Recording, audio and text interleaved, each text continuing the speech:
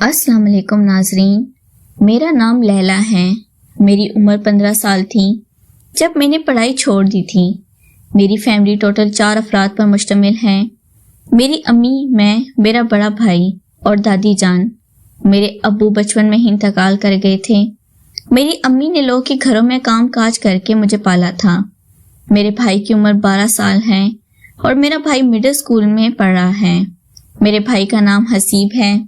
میرے بھائی دکھنے میں کافی خوبصورت اور نوجوان ہیں۔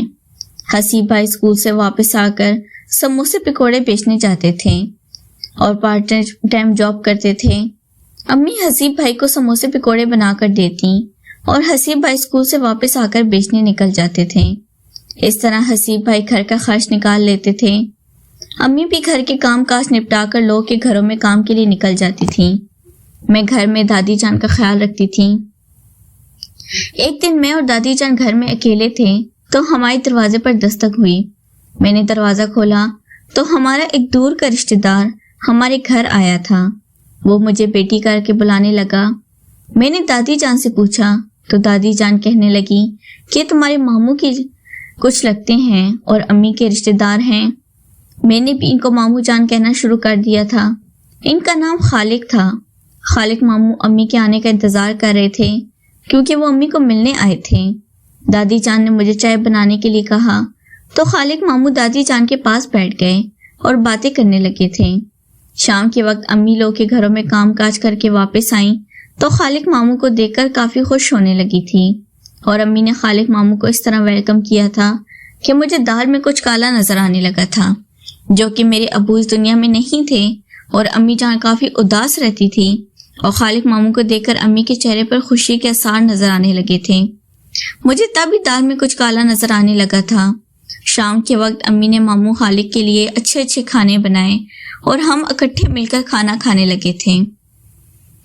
امی ماموں خالق سے ہنس ہنس کر باتیں کر رہی تھیں اور ان کے گھر بار کے بارے میں پوچھ رہی تھیں۔ ماموں خالق بھی امی کی ہر بات کا جواب دے رہے تھے اور امی کی طرف بڑے غور سے دیکھ رہے تھے۔ مجھے امی اور ماموں خالق میں کچھ غلط نظر آ رہا تھا کیونکہ میں بھی اب بڑی ہو رہی تھی اور مجھے زمانے کی سمجھ بوجھ تھی، اس لیے میں امی اور ماموں خالق کی چوری پکڑنا چاہتی تھی۔ مجھے امی کے کردار پر شک ہونے لگا تھا کیونکہ میں نے ماموں خالہ کو کبھی بھی نہیں دیکھا تھا۔ ابو کے زندہ ہوتے ہی بھی ماموں خالق ہمارے پاس نہیں آتے تھے۔ البتہ امی 1-2 دن کے لیے کہیں چلی جاتی تھیں اور ہمیں نہیں بتاتی تھیں۔ شاید وہ ماموں خالق کے پاس ہی جاتی ہوں، لیکن آج کی رات میں ماموں خالق اور امی کی حرکات کو دیکھنا چاہتی تھی، اس لیے میں نے آج سونے کا پروگرام بنایا تھا اور میں جلد ہی اپنے کمرے میں چلی گئی تھی۔ ہمارے کمرے الگ الگ تھے۔ ماموں خالق اور امی کا کمرہ ساتھ ساتھ ہی تھا۔ میرا کمرہ اوپر والے پورشن میں تھا اور امی نیچے سوتی تھی، اس لیے امی نے بھی ماموں خالق کا کمرہ نیچے ہی لگایا تھا۔ دادی جان، ماموں خالق اور امی نیچے تھے، میں اور بھائی حسیب اوپر والے پورشن میں۔ رات کے تقریباً 12 بج گئے۔ میں نیچے پانی پینے گئی تو امی کے کمرے سے عجیب طرح کی آوازیں سنی۔